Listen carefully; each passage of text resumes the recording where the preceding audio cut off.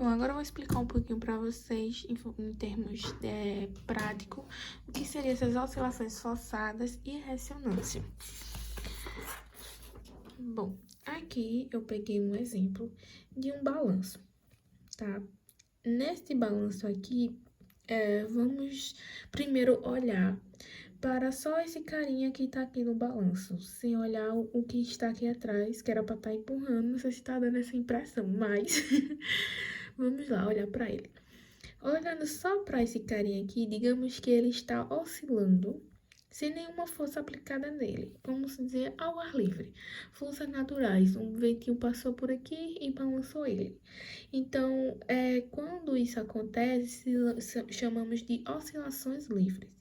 Então, esta pessoinha aqui, a gente costuma diante das aplicações da física, digamos que ela seria chamada de oscilação livre e, portanto, teríamos que colocar que a sua frequência ela poderia ser representada por um W, e o W que significa ômega, né?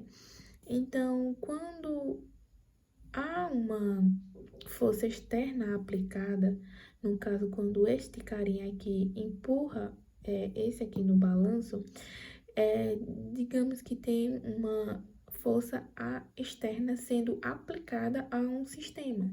Lembra que no começo do vídeo eu falei que oscilações forçadas seria este fenômeno de que tenha uma força externa sendo aplicada. Então, vamos colocar que a frequência desse carinha aqui se chama de ômega E. Por que ômega E? Porque E significa externa. Então, é como se fosse uma força externa sendo aplicada a esse sistema. Livre. Esse daqui, sem nenhuma letra aparente perto, só o ômega, se chama sistema livre. Então, podemos representar oscilações forçadas assim, ok? Vamos para um outro exemplo. Aqui é um outro sistema no qual há uma força, uma mola, né? Falei também no início do vídeo que pode ser aplicado assim. E aqui, essa letrinha K, em termos de física, ela se chama constante da mola. E aqui vamos falar um pouco sobre o que seria, como seria a oscilação forçada aqui. Podemos também representar esse oscilador harmônico forçado nessa figura por uma simples força que atua aqui nesse cabo aqui, né? E aí, essa oscilação fica para cima e para baixo, no caso, essa mola, né? Que sobe ou desce. E aí, é como se fosse aplicada essa frequência, ômega E, que é uma força externa, enquanto aqui embaixo teria a frequência natural, que é representada pelo Sol, pelo ômega, porque ela tende a oscilar nessa frequência, enquanto aqui tende a oscilar como a frequência ômega E. Bom, e como é que se dá em termos matemáticos, em termos de, como eu posso dizer, de cálculo, de fórmulas, no caso, essa ressonância? Ela é representada quando esse movimento de oscilações, ele é representado quando o deslocamento, que é T, ele é igual à amplitude vezes o cosseno de ômega E vezes o tempo, porque ele é devido ao tempo, né? Ele independe do tempo, mais φ. E esse deslocamento, dele é porque essa frequência aqui, ela está sendo forçada a oscilar aqui, né? Como eu falei para vocês, nessa frequência aqui, angular. Então, essa aqui é a fórmula geral na qual calculamos essas oscilações forçadas. Bom, e em termos de ressonância. Bom, a ressonância, ela é calculada devido a essa exemplificação aqui. A frequência externa é igual à frequência natural. Por quê? Quando o ômega E é igual a o ômega natural, a amplitude, ela é máxima. Então, calculamos por a velocidade máxima, né, que é o VM.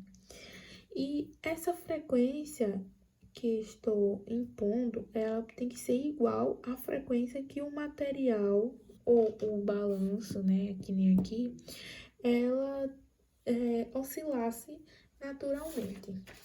Então, é por isso que acontece a ressonância, porque o ômega E, ele é igual ao ômega natural. Quase igual, vamos dizer que precisamente, que nem eu falei no início da aula. Então, aqui eu trouxe uma exemplificação melhor em termos gráficos.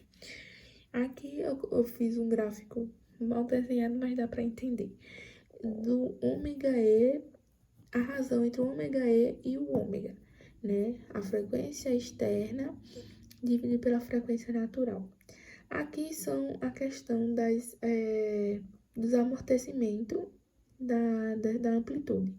Então, esse pico aqui, quando ele acontece, ele coincide com essa razão, né? De ômega E por ômega ser igual a 1.